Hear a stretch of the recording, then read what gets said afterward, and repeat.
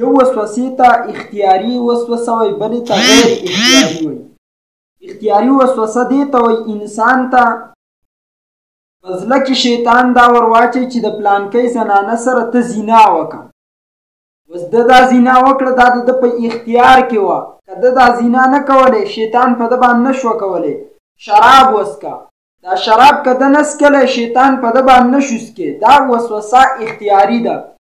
ګناه وسوسه چې ورته موږ وایي دا د انسان په اختیار کې ده. دا الله جل جلاله نه معاف کوي الا مګر په توبې سره دا وسوسه معاف کیږي. دویم نمبر وسوسه د هغې ته غیر اختیاري وایي چې عام طور په دې په باره کې خلک سوال شروع کړي، او د قیامت د علاماتو نه هم دا ده چې هر قسم خلک به په دې باره کې سوال شروع کړي د وسوسې غیر اختیاري په باره کې. وسوسه غیر اختیاري څه ته وایي؟ په حدیث مبارکو کې رسول الله مبارک علیه الصلاة والسلام دغه وسوسه بیان کړله. هغه وسوسه په دې قسم باندې ده چې بنده به د ځان سره سوچ شروع کړي. بنده به وایي دا شیطان ورته وایي ته چا پیدا کړی دی؟ ورته وایي زه الله پیدا کړی. دا ځمکه اسمان چا پیدا کړی؟ بنده ورته وایي الله پیدا کړی. بیا ورته به تیر اخره شیطان وایي الله چا پیدا کړی. دا وسوسه ده چې دې ته غیر اختیاري وایي. نبی علیه الصلاة والسلام فرمایي دا مخکینو امتونو ته معاف وه، زما دې امت ته معاف ده، لیکن شرط دا لګېدل دی په حدیثو کې چې بنده به په دې وسوسې په باره کې سوچ نه زیاتی، فکر به د دې وسوسې په باره کې نه زیاتی، سوچ به نه زیاتی. اعوذ بالله به ووایي او ګس طرف ته به لاړې توکي.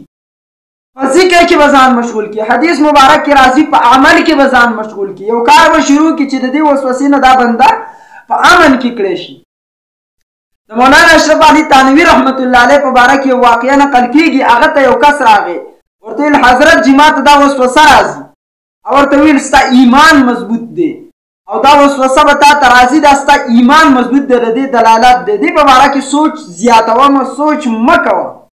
په بله ورځ باندې بیا راغی، ویل حضرت وسوسه نور هم ما ته راځي. او ورته ویل ګوره دا ایماندار انسان ته دا وسوسه راځي، د دې په باره کې به سوچ نه زیاتې. بیا ورته راغی ویل حضرت نه مې پرېږدي، بیا راته دا وسوسه راځي. هغه ورته ویل تا ځه د الله د دین اډو تا ته څه حاجت نشته، د الله دین اډو تا ته محتاج نه دی، ځه چې ځي. په څه ورځې بعد پته ولګېده چې هغه عیسایي شوی، د خپل دین نه لاس وینځل، عیسایي شوی. د الله جل جلاله ذات، د الله جل جلاله د ذات مبارک سوچ د بنده لپاره د بنده د عقل نه بهر دی، ځکه خالق دی او خالق دا د هر څه نه لوی، د هر شي خلقت الله جل جلاله پې کړلی. د نبي علیه الصلاة والسلام روایت دی، نبي علیه السلام د څه خلکو په خوا باندې تیر شو، هغوی په سوچ کې لګیا او سوچ یې کړ. نبي علیه الصلاة والسلام ورته وفرمیل چې د الله جل جلاله د مخلوق په باره کې سوچ فکر کوئ او د الله جل جلاله ذات قدرت دا ستاسو د سوچ نه بهر دی. نبی علیه السلام ورته فرمایي د انسان د عقل هغه ځګین ته رسایي نه کېږي څومره چې د الله جل جلاله ذات دی. داسې روایت هم دی چې نبي علیه الصلاة والسلام د څه خلکو په خوا باندې تیر شو، سوچونه کول. نبی علیه الصلاة والسلام د هغوی نه تپوس وکړه تاسو ولې خبرې نه کوئ؟ نو هغوی ورته ویلو موږ د الله جل جلاله د مخلوق په باره کې سوچ کوو. نبی علیه الصلاة والسلام ورته وفرمایل انتې کوئ، په مخلوق کې سوچ کوئ، د هغه د ذات په باره کې فکر مه کوئ، د الله جل جلاله د ذات په باره کې فکر مه کوئ، ځکه الله جل جلاله مغرب طرف ته دا کتاب دی ما په لاس کې، دې کتاب دا واقعه لیکل نه، دې کې صفحه نمبر 258 نمبر صفحه ده، دې دا لیکل دا واقعه چې رسول الله مبارک علیه الصلاة والسلام ورته وفرمایل چې الله جل جلاله مغرب طرف ته یو سپینه ځمکه پیدا کړل، د هغې سپینوالی دی د دې ځمکې، او د هغې سپینوالی د دې ځمکې نور دی. نور 40 ورځې هلته ځي، هلته د الله یو مخلوق دی چې یو لحظه د خدای پاک نافرمانی نه کوي، یوه لحظه د الله جل جلاله نافرمانی نه کوي. نو خلک ویل نبي علیه الصلاة والسلام ته یا ای د الله نبي هلته شیطان شته او که نشته؟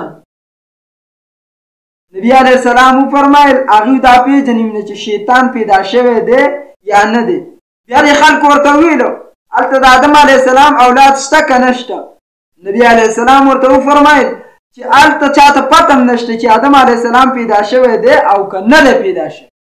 الله داسې مخلوقات د مخلوق په باره کې نبي علیه السلام د سوچ تدبر اجازت ورکړه. قرآن وایي ان فی خلق السماوات والارض واختلاف الليل والنهار لآیات لأولی الالباب. د مخلوق په باره کې سوچ فکر د شپې د بدلون د راتلو په باره کې سوچ فکر علامت دی.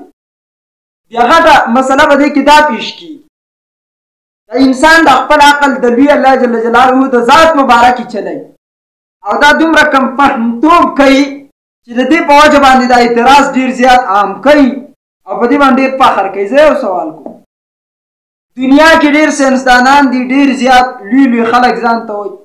د دې یو سوال جواب دی وکړي چې دا موږ کمې خبرې کوو دا په کوم ځای کې جوړېږي او کوم ځای ته راخېږي.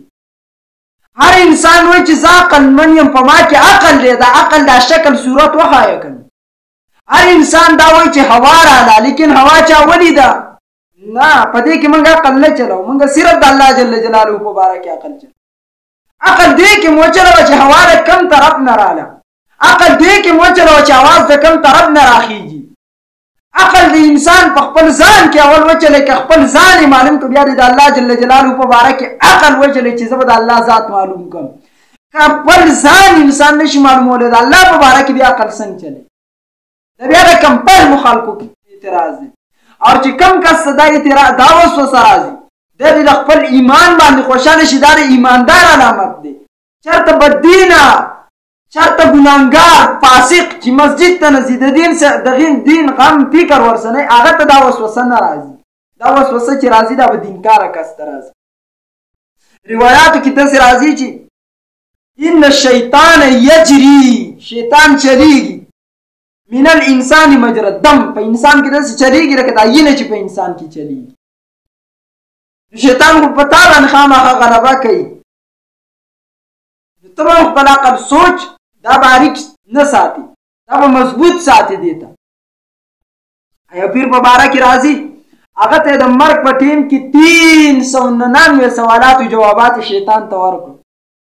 بیا یې د الله رضات په باره کې چې کوم 300 نمبر سوال وکړو هغه ورته ویل بې دلیله الله منم. شیطان تیس ته لاړ وته بې دلیله موږ الله منو. دې کې دلیل ته حاجت او ضرورت نشته.